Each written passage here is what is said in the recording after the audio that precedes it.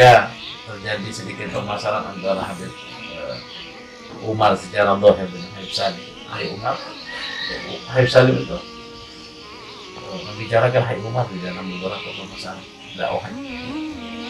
Dulu tidak ada ceritanya para habaib, ulama-ulama di Karim itu mengisi pengajian di jalan, dan semuanya di masjid.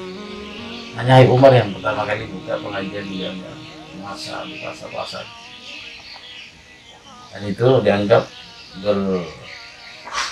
bertentangan dengan kebiasaan para ulama salaf. Nah, ketika hal itu terjadi, ada komentar agak secara dohir kita lihat miring komentar itu. Bagaimana katanya di zaman sekarang ini kok ada orang-orang yang menyalahi aturan salaf, buka pengajian di jalan-jalan, disebut, tetapi tidak menyebut nama. Akhirnya ada beberapa teman kita mendengar penjelasan begitu, terbawa nih. Ikut komentar juga antara Habib Salim dan Habib Umar. Hanya tengah malam malam dia bermimpi, di dalam mimpinya dia datang Habib Salim, dan mimpinya ketemu dengan Habib Salim. Kata Habib Salim, jangan ikut-ikut aku begini, aku begini diperintah, ada perintah buat begini.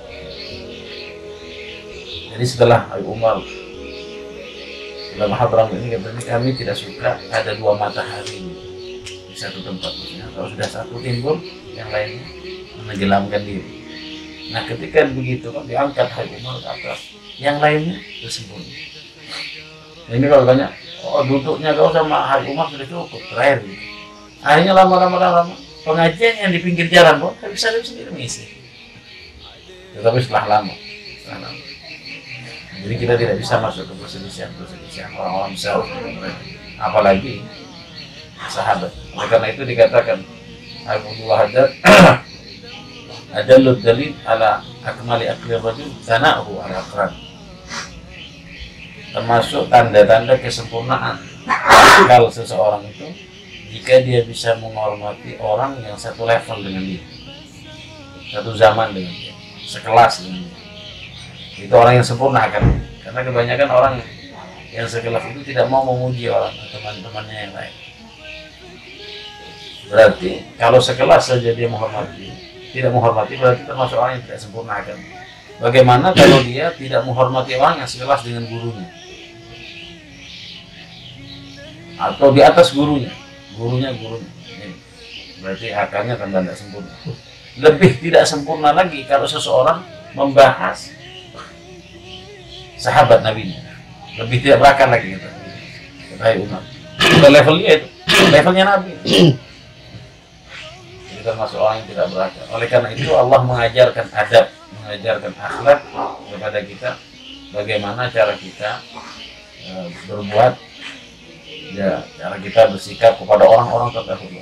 Allah mengajarkan di dalam Al-Quran, Rabbana ghfir lana wa li ikhwanina alladziina sabaquna bil iman wala taj'al fi qulubina ghillan lil ladzina. Ya Allah, ampuni orang-orang, ampuni kami dan orang-orang yang beriman sebelum kami.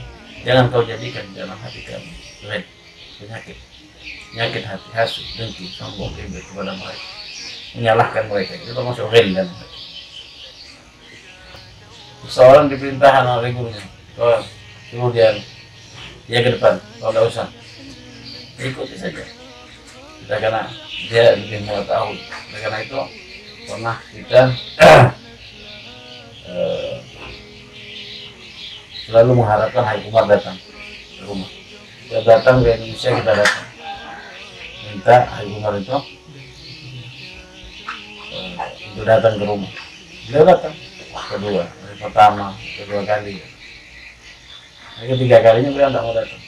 Cuma beliau mengatakan dengan isyaratnya, kalau kalian ini kan sudah disaku saya, yang lain itu. Ya. Apa yang dikerjakan oleh beliau?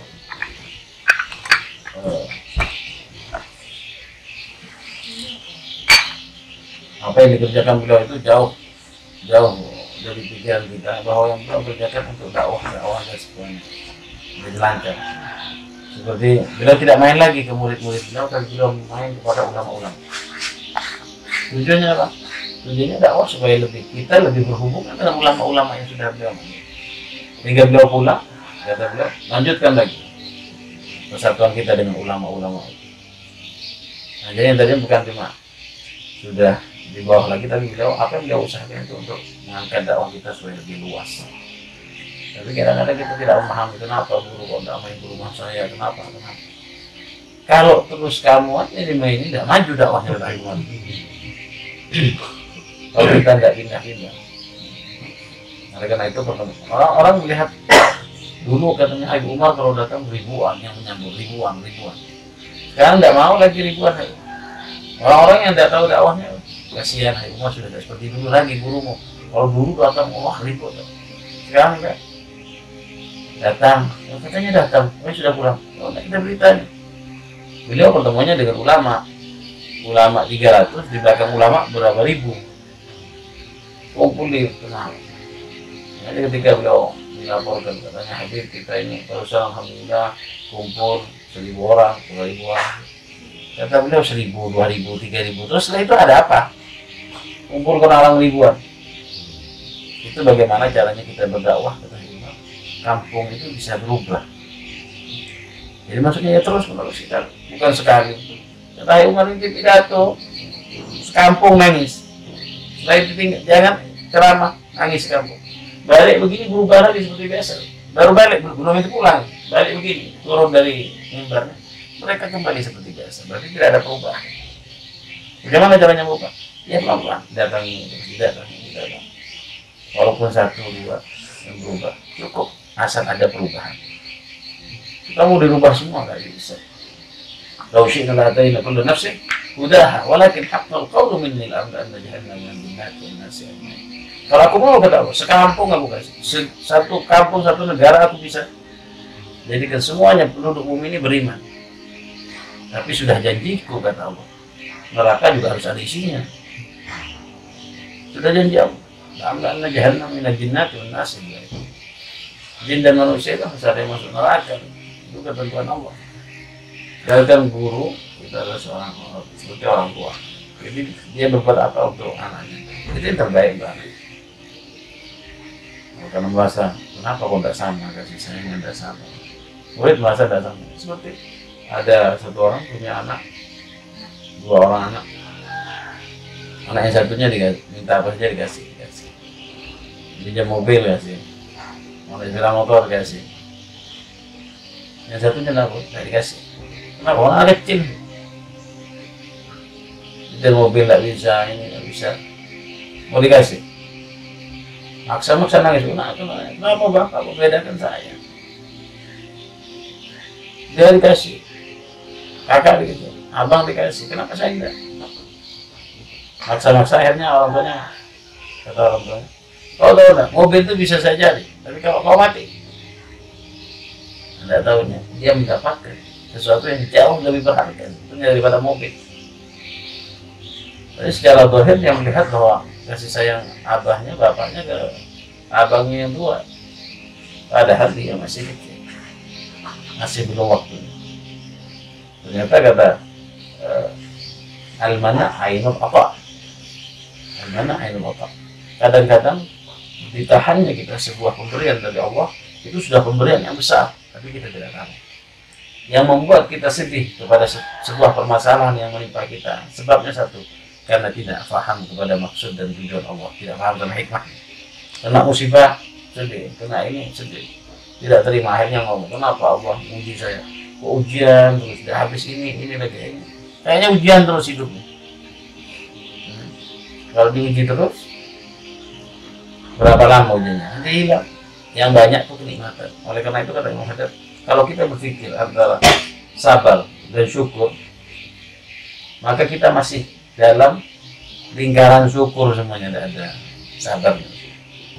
Apa juga musibahnya terus dihitung dengan kenikmat Allah yang kita dapatkan. Pasti syukur pasti benar daripada sabar. Dimanapun syukur masih jauh. Makanya Allah cuma kalimatnya itu. Di dalam Al-Quran kalimatnya mufrad, lafadznya tunggal saja. Dikatakan wa in ta'uddu ni'matallah la tuhsuha. Kan lafadznya itu mufrad juga, bukan ni'am, bukan jamak, tapi mufrad, tunggal. Wa in ta'uddu ni'matallah, satu nikmat. La tuhsuha, satu nikmat. Berapa nikmat yang kita dapat? Ada nikmat zahir, ada nikmat batin. Seseorang dimusuhi guru,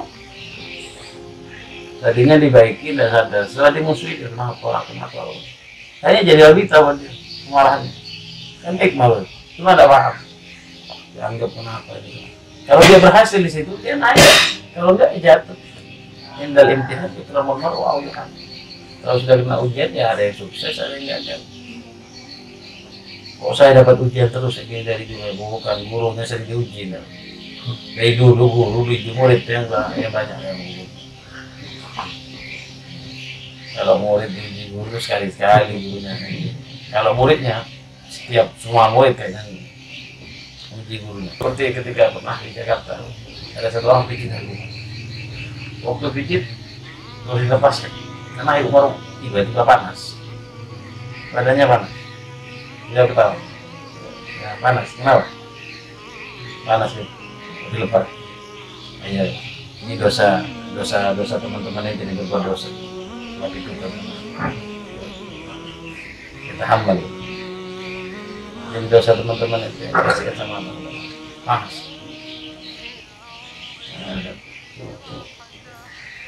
Iya, tahu. Ya. Kalau sudah begitu, biasanya setan masuk. Udah panggung kayak gini. Cari yang lain yang baik sama ente, perhatian sama ente. Akhirnya lari. Di situ setan mau bekerja. Betul lagi kata setan. Ada sempat, ada jalan. Udah nggak perhatian lagi sama saya. Itu seperti Ka'bah. Nggak berubah kotaknya. Kalau Ka'bah sampai ziarah di sini kan kiamat. Ya tetap kita harus tawaf, kita harus begitu.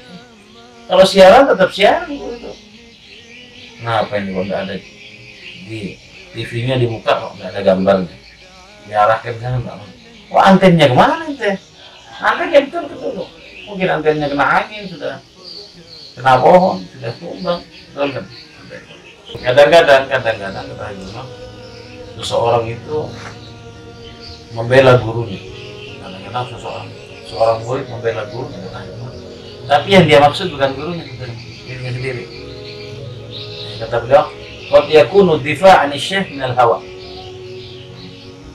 Jadi kadang-kadang guru hitam itu apa itu? Tidak tahu apa-apa. Marah gitu.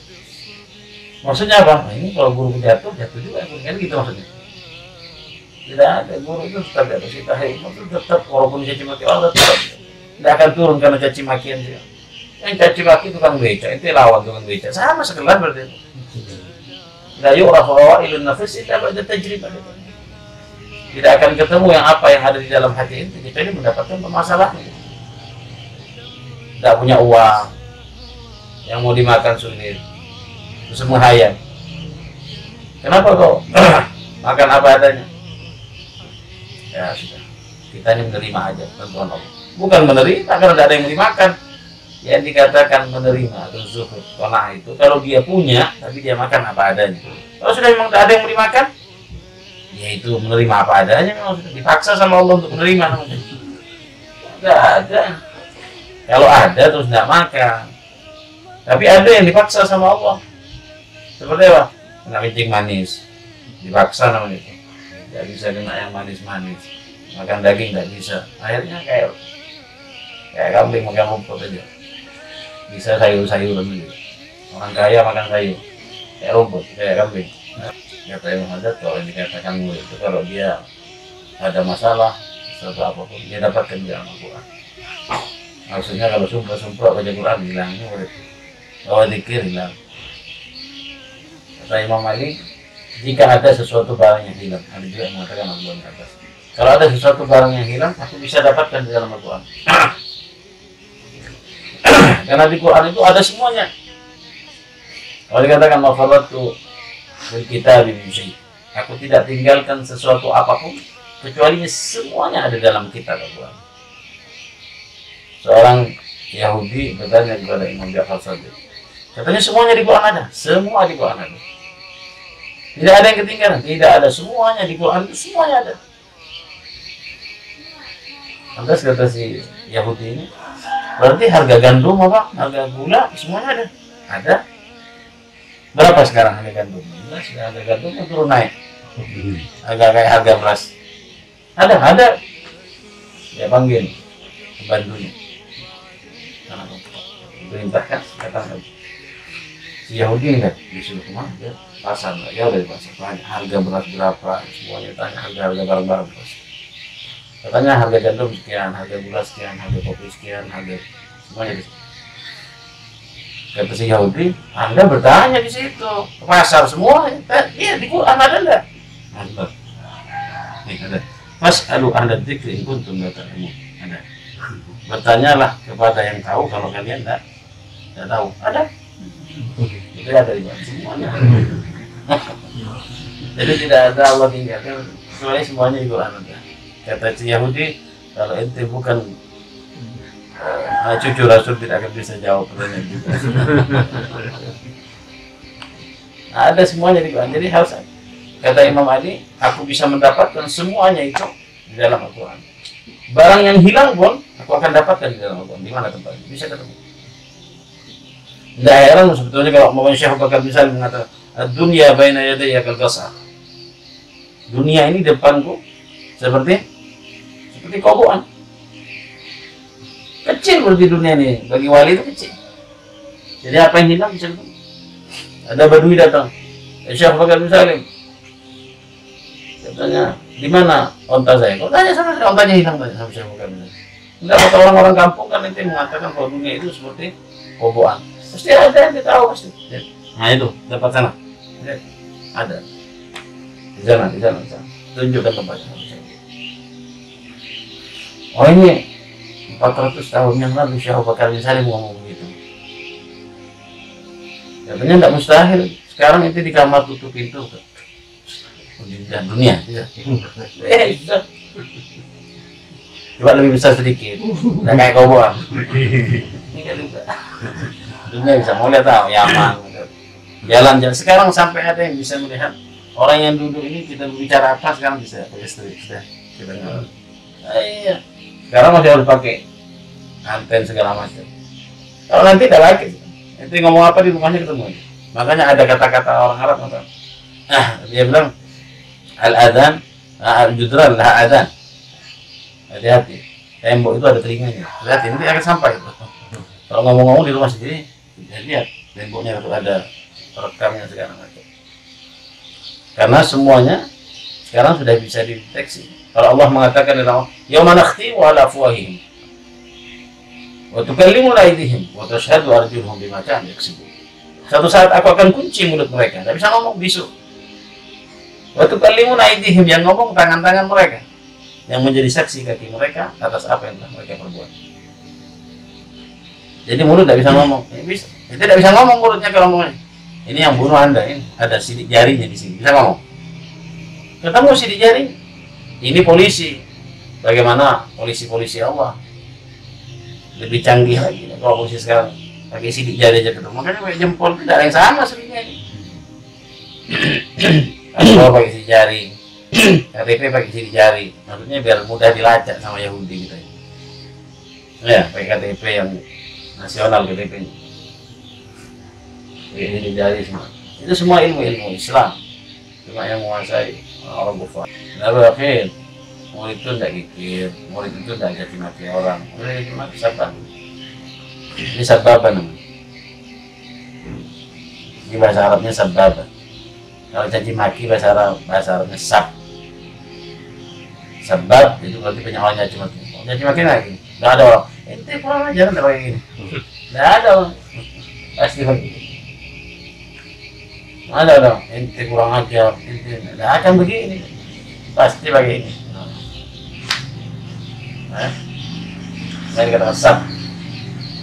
Imam Ja'far Shadiq didatangi, dikatakan Syekh Al-Balkhi bertemu dengan Imam Ja'far Shadiq. Tapi kalau dilihat dari zamannya tidak ketemu. Cuma ittisal ruhiyah agwa. Syekh Al-Balkhi datang kepada Imam Ja'far Shadiq. Dia mengatakan mal-futwa indakum ya imam, dan mal-futwa indaka ya syekh, dan idza munina sabarna wa idza udina syakarna. Futwa, dia mengatakan futwa itu sifat di antara sifat kepemudaan, sifat yang hebat. Apa yang dikatakan sifat yang hebat itu? Katanya, menurut kau apa wahai Syekh? Tanya sama Imam Ja'far Shadiq. Imam Ja'far Shadiq kembali bertanya kepada beliau, apa menurutmu?